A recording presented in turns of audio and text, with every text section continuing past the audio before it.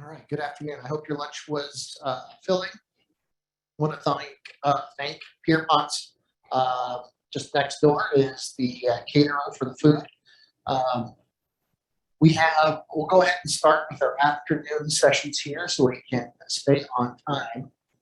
And I would like to invite up Adam Timmerman with the Greater Kansas City Chamber of Commerce to introduce our next speaker. Don't all clap at once. Just kidding. Thank you all for being here today. We really appreciate the opportunity to speak to you today and have you here in our boardroom.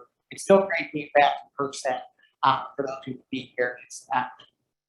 It just feels good. So before we get started, I do want to pass along a couple of thank yous. First of all, I want to thank Josh and Travis for their hard work planning this event. It's been a great event. We so enjoy partnering with the Missouri Energy Initiative being part of the series today. So thank you both for including us and for everything you're doing. I also want to shout out the Harvest team behind the scenes. They're the unsung heroes who are trying to make the tech work at committing their day to making sure they try to operate as smoothly as possible. I also want to thank some of our sponsors who are here today, Energy Inspire in particular. We do a lot of policy work in the energy, environment, and sustainability space, and we lean on Energy Inspire a lot. We look to them for guidance more than a few times and guiding our principles. And the last thank you I want to pass along is to the City of Kansas City, Missouri. I believe you'll be hearing from them later today. We've partnered with them on multiple policy effects and initiatives they've been working on, and they've been very receptive to gathering the business community's input when they approach energy and environmental and sustainability issues in the KC region. So going to the session, we are so pleased and honored to be able to introduce this upcoming session, the U.S. Chamber of Commerce's approach to climate change. And I want to preface this by saying we are a longtime partner and supporter of the U.S. Chamber. They're a very great and responsive team. We work with them on a multitude of issues. So this is great that they are able to join us today and present to you what they're working on in the climate change space. So kind of leading into what you're going to hear about the U.S. Chamber. The U.S. Chamber of Commerce supports a market-based approach to reduce emissions. Today, you'll hear from Dan Byers from the U.S. Chamber's Global Energy Institute about the Chamber's approach to climate change and how the Chamber members are developing, financing, and operating innovative solutions to reduce emissions, combat climate change, and meet rising energy demands. Again, very thankful that we are here today, and you guys are here for Dan Byers, who is the Vice President of Climate and Technology for the U.S. Chamber of Commerce's Global Energy Institute, with a focus on domestic and international climate policy, as well as broader environmental and regulatory issues. Dan develops and implements strategies and support Chamber's broader education and advocacy efforts. Dan brings over 2 decades of public policy experience to his work, assessing and impacting the existing and emerging federal laws and regulations of the U.S. energy sector. Before joining the Chamber, he was a staff director for the Energy and Environment Subcommittee for the House of Representatives Committee on Science, Space, and Technology. And then prior to that, he served as deputy to the Associate Director for Technology at the White House Office of Science and Technology Policy, where he oversaw policy development, coordination assistance with broad suite of technology issues. And then from 2007 to 2009, he worked at the White House National Economic Council, where he was one of the leaders in development and coordination of telecommunications for policy for the Bush administration. So again, we are very excited to have Dan join us today. And before I say anything or slip anything up, I'm going to turn it over to him to give you guys a wonderful presentation on what we're working on. Dan? Thanks very much, Adam. It is wonderful to be here. It's been said many times, but this is my second in-person event since BC before COVID. So always nice to see everybody in 3 dimensions. Everybody's on my screen now all at once, right? So I'm going to give you just really a little bit of a flavor of what's happening in BC. There's been an awful lot of business community evolution on climate change over the past 3 to 5 years or so. There's a lot going on right now. It's going to stay that way, I think, for the foreseeable future. So I quite a bit of content. I'm going to go through it pretty quickly, so I want to make sure we get time for Q&A, but also because I think a lot of the points I have in here really have been made in the earlier sessions. It's a good thing because we're very much aligned with what we see as the key priorities going forward. So let's see here. Okay, first, we have for the longest time, the chamber basically, like a lot of trade associations, we set policy in our committees. We have an energy and environment committee, and members can self-select and be a part of that, and that's where we develop our climate policies. Coming around off the heels of the IPCC report in 2018, we began to get a lot of interest from members from across the economy. So not necessarily traditionally interested in energy and environment policy, wanted to know how you are arriving at these policy decisions and what is your platform. So we created a task force on climate actions that was open to all chamber membership across. We had really good participation. So we brought in every sector you can possibly think of, from retail to tech and finance, and not just our traditional energy and industrial members that care about that policy.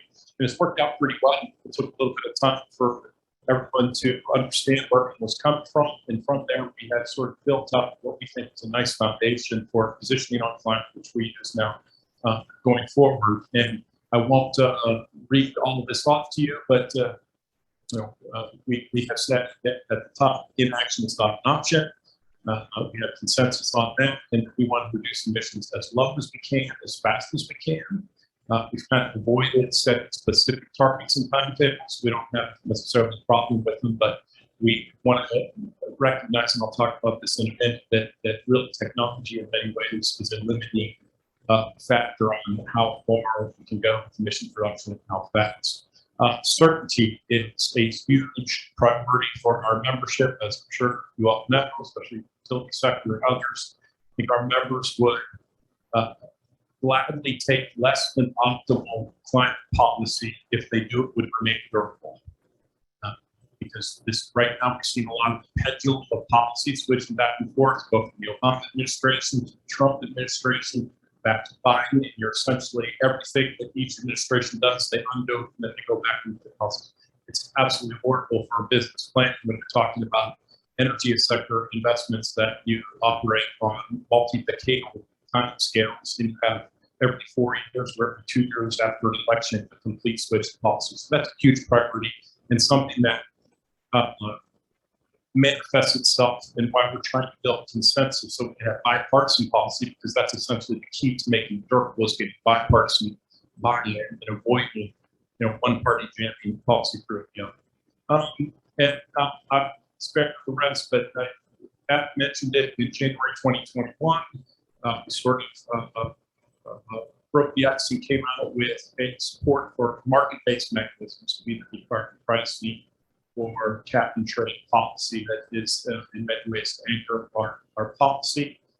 We also came out and supported direct EPA regulation of methane emissions from oil and gas operations. So that's another area where our members are really leaning in on.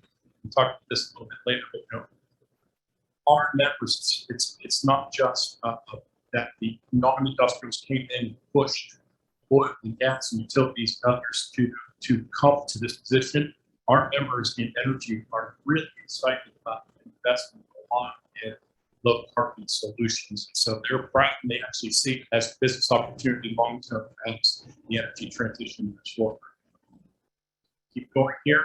Now I've got a lot of charts that I'm going to go through. Hopefully that's good if you can't hear me real well, but just to set the stage for a little bit of context. One of the things that frustrates me about climate policy is that we sometimes sort of get caught up in thinking about federal climate policy as if the U.S. is the planet, and not thinking about the global context, because that can kind of change how you approach it if you forget what else is going on around you. So this is since 2005. You can see we've led the world in emission reductions. We've reduced emissions 863 million metric tons. To give you some scale, that is the equivalent of taking 320 million cars and transitioning cars to electric vehicles. So it's a huge accomplishment. Obviously, most of that's been driven by power sector, fuel switching, and renewables. But during that same time period, the rest of the world has increased emissions by about 7 gigatons. So for every molecule of CO2 that we reduce here in the U.S., the rest of the world is increasing emissions 8 or 9 times. So if you realize that if you want to have effective climate policy, you have to put something forward that will be able to be applied globally. And that's not a criticism, by the way, of China or other emerging economies. They're growing and they want more of our way of life, but it just helps to sort of level set the field for a pragmatic approach.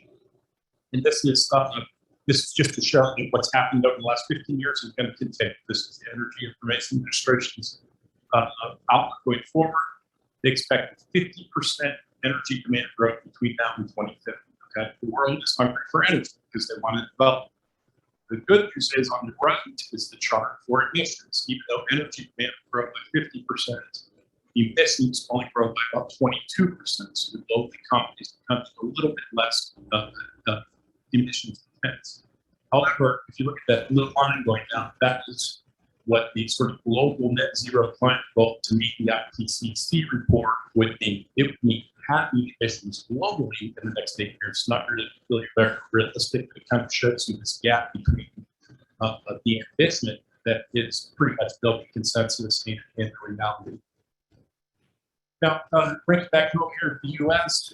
This is utility power sector commitments across the U.S. Basically, most all utilities have net zero commitments mid-century, 2045. That's we heard from Evergy and Amber earlier, and I think the key point here is that we could get a lot of the way there, maybe 80% or something. Everything has a clear path, but that last mile, they're not really sure. It's going to be hydrogen, CCS, some combination of storage. There's a lot of uncertainty. We need some breakthroughs to really show the path forward. And if I could show this by this is the power sector, but our members, auto members, again, oil and gas, almost everything has a net zero goal. So there's real good business consensus on that, but there's also consensus that we don't have the technologies today to get there. And this chart reinforces that. That's from the International Energy Agency. It shows that if you want to get global net zero by 2050, 45% of the emissions reductions you need are actually not commercially available today. So these are the hard new-based sectors. We talked about cement earlier, needed energy storage and hydrogen. We still need to actually develop those technologies.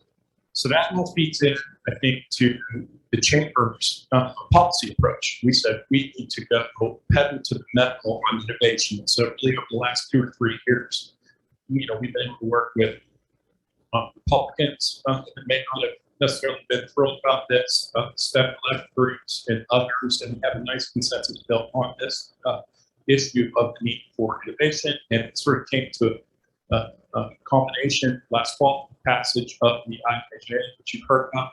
It doesn't get the credit it deserves, in my opinion, in terms of its importance for climate. It's really historic. It's $8 billion for clean energy in that bill. So it's essentially never been rivaled in terms of the amount. And I think it's done right in terms of the focus and the way it's been set up. The set piece of that can't have one time to go through all the different pieces, but almost anything you can think of where you need innovation, it's going to be a part of this bill, and it's going to be sustained, by the way. Just to give you a little bit of perspective, the Department of Energy's current R&D budget is about $9 billion a year.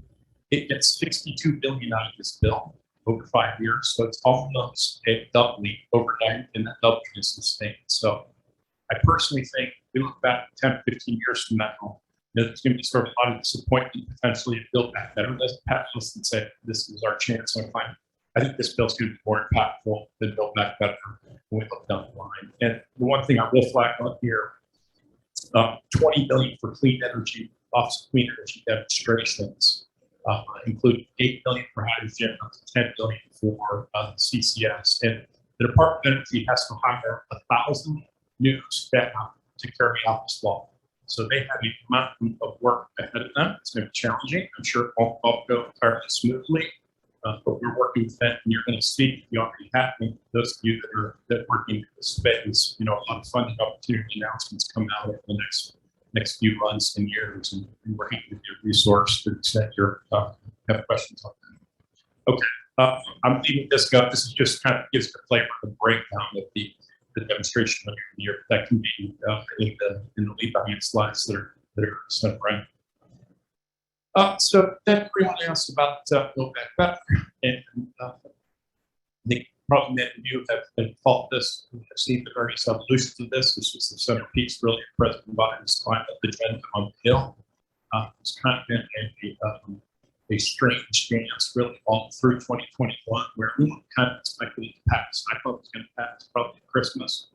And then increasingly, I think tensions arose between really Senator Manchin, who's the key point on the Senate side, and the White House. And he put to bed the first design, clean electricity payment program last fall in August or September. And they came back with really doubling down on tax credits, all sorts of changes to the tax system. And right before Christmas, he said, "No, I'm not comfortable with this." There was all sorts of reasons for it. Get into it now, but a lot of it's been associated with really this inflation and deficit reduction, so not necessarily disputes on the climate side of things. And so we all thought it was dead. Then Russia invaded Ukraine, and people started to wonder, hey, is there a way that this could be revived under the guise, or not the guise, but the lens of energy security? So Manchin himself has said, hey, let's do all the above. Let's have more domestic production so we can help Europe get off of Russian oil and gas. And clean energy needs to be thought of as part of security too. If you do a Venn diagram of really your climate agenda policies and energy security agenda policies, most of the energy security agenda is actually good for climate too, right? Renewable, almost everything. We're talking about hydrogen and stuff right now. And so we see. I think that still needs to be a little trust built up before something moves forward. And the timelines in election year make this really tough to get things done in election. And also to say for clarity, the chamber was a major opponent of Build Back Better.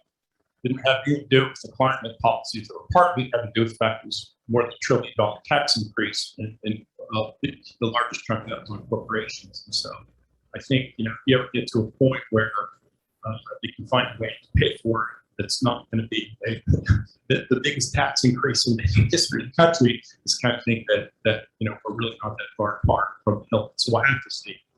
All right, policy swaps. That's legislative branch, executive branch. There's a lot going on. Don't have a lot of time to go through these. These are all actually pretty big policies. So this first slide here is climate-related policies. And folks have questions on Q&A. We can go into more detail. The SEC has a climate disclosure rule that is a really, really big deal. It was just announced in March. FERC, you made FERC, I know that it's fire here. And there was a pipeline decision yesterday by the Supreme Court. One of the problems we had is, we want to get our abundance of natural gas to markets here in the U.S. so you can get off the pulp and build new gas plants, as well as export to Europe and other outlets around the world. It's hard to do that when you can't build a pipeline. And this FERC policy is going to make it a lot harder to build pipelines in the U.S. So that's a real concern. That everyone remembers, or most of you probably remember, the Clean Power Plan. Believe it or not, the Clean Power Plan is not dead. The Supreme Court is considering it in case they've already had more arguments, and you're going to see a decision on that in June. EPA is expected shortly thereafter to come out with its own rule for GHG controls on both new and existing power plants, and what the Supreme Court sets will shape what EPA can do. So that's one to watch. NEPA reform and permit. I think the next panel is going to talk a little bit about the need for transmission. Just with pipelines, really hard to get transmission built, and NEPA obstacles are a big part of that. And finally, I mentioned tariffs, right? This is one area where Trump and Biden have actually agreed where they put tariffs on Chinese PV imports for solar. and there's just recently the Biden administration has initiated an anti-dumping investigation on those imports, and it's something that's going to be a real headwind, I think, for those of you that are looking to deploy solar because it can bring costs up very quickly. And finally, I won't go into this slide in too much detail, but it's important to remember that I think that the actual climate policies that are by administration's toolbox are pretty limited.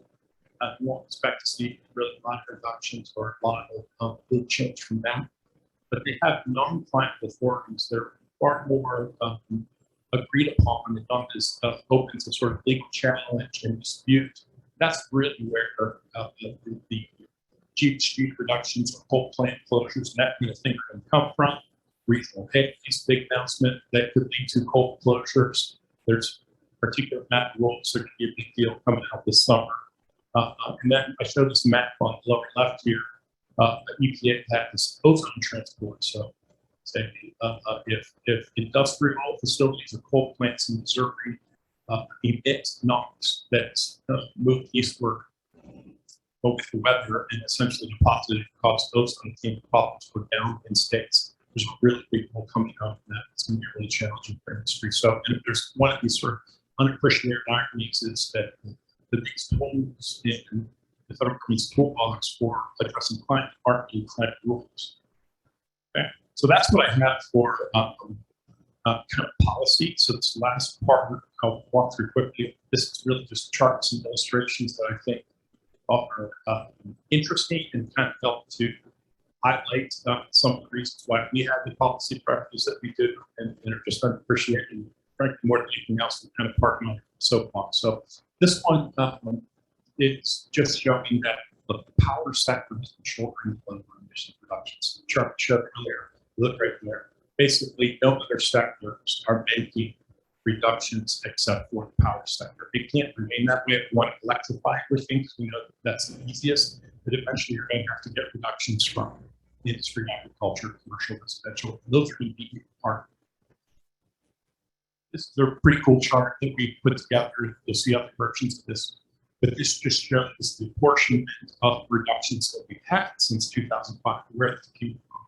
And you see 37% blue pie is from coal and gas fuel switching. The biggest chunk of our U.S. emissions reductions have come from switching to natural gas.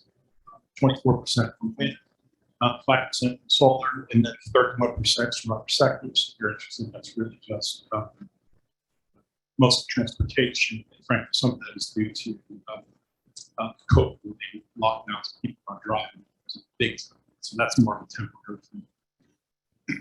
This chart is super busy, but and it takes actually a long time to explain. But we have no one else really done this as far as I know, but President Biden set the global Paris Agreement to reduce economy-wide U.S. emissions 50% by 2030, below 2005 levels. There hasn't really been any policies to support that goal, so we're tracking them. And look at the bar on the right, those are the handful of policies. The HFC regulation that the Chamber is very supportive of, hydrofluorocarbons. They have methane, oil and gas sector emissions. They have new standards for like EV cars. But the bottom line is those are only getting a very, very, very small fraction of what the president has committed to this goal. He's committed to reduce emissions almost 2 gigatons, 2 billion tons from current levels over the next 8 years. And so one question we have as industry is, it's great to have a really ambitious goal, but if you're serious about getting there, it would be helpful to know how you actually plan to get there, so we can start to plan and respond and what kind of way the administration to put forth more details on that. And today, really, it hasn't happened. This one might be my favorite chart. Well, it also takes a long time to explain, but I call this the long tail of GHG emissions, and this is one reason why we support a carbon price or economy-wide cap trade. And if you look at this, I showed you the earlier chart that showed 6 sectors, right? Agriculture, transportation, electricity, commercial. Those are broad sectors, but when you look at EPA, does great inventory of where all the emissions come from. There's actually 76 different sectors. So, right, industry is not monolithic. It's cement and glass, aluminum, and everything else. And transportation is not monolithic. It's motorcycles, buses, heavy duty trucks, and light vehicles. So there's 76 categories from which CO2 and other GHGs are emitted. If you regulate, you have to have 76 regulations to really get at the whole economy. And right now, EPA really only has about 6 or 7 that are in the works. If the top 8 sources comprise 2/3 of emissions. That's light duty cars, emissions from natural gas, emissions from coal. But when you have a carbon price, you will get immediate power in the market to reduce emissions. And all of these other small categories that individually are not very big, but collectively make up 1/3 of the entire economy. So it's kind of our point. You're not going for carbon pricing. You're leaving a lot of potential reductions on the table. And doing so, you have to get much deeper reductions from the sectors you are. So I call it the long tail GHG emissions, and it's part of our proselytizing on this. So this is EIA's forecast going forward, and it's kind of interesting. Okay, I'm good on time, or is that go fast? Okay. All right, I will go really fast. This is probably not surprising. You can see, anticipate a huge, fast solar build out for years. This is capacity annually, lots of solar and natural gas. Really, probably no surprises there. But those forecasts are built on really bullish estimates for cost of funds. And there's going to be some headwinds there. I mentioned the tariffs. But now you're seeing this huge global demand for the natural resources that go into this and everything. Copper, zinc, all these minerals now are spiking in price. And we're really just at the beginning of the demand forecast for this. So this is an area to watch. And it's why the chamber is really pushing hard to have more domestic mining and processing refining of the mineral resources that we need for the transition. Really underappreciated point. And that's why I can actually go through this super quickly, but we always want to recognize that we have a huge energy advantage in this country, and it's really important to our economy. So this is electricity prices for industry. Germany are one of our main manufacturing competitors, pays more than triple that we do. Okay, this is by the way 2020. This natural gas prices. You can see the spike in Europe and Asia that has happened and that's been sustained. Those prices over there tripled or quadrupled in the last year. And now, natural gas prices are up here right now too, but they're not up here nearly as much as we have our own fund production. That's the big advantage we're trying to attract industry here to the US. So we want to keep that in mind. And that's an economic thing. It's also important to recognize we think there is an emissions advantage to drawing more industry into the US. This is methane emissions intensity. More gas production. We're on the good side of that. You know, we're betting Venezuela, Iran to increase production.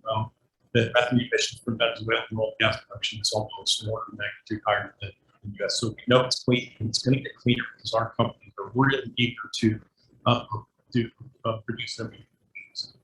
And I'm not going to talk about that chart, but those of you that like market stuff, that's just coal gas pricing and fuel switch changes. The point is, we have more gas production here. That gas prices will go down, and you can encourage continued fuel switching from coal. Gas rebounds about $7. So I'm sure utilities are saying we got to burn coal right now until we get cheaper gas.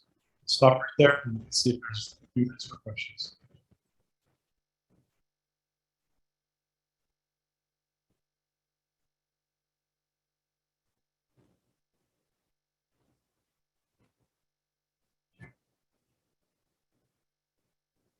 You say carbon tax? Yeah, so our terminology is we support a market-based mechanism, which could include a carbon tax or economy-wide cap and trade. There's some members that prefer pricing and some that prefer cap and trade. So we have pick one or the other, but yeah, we're supporting that. And we realize that politics are bad. We're trying to slowly, move the needle to get more support. Any other questions? All right. Thank you very much. Thank you.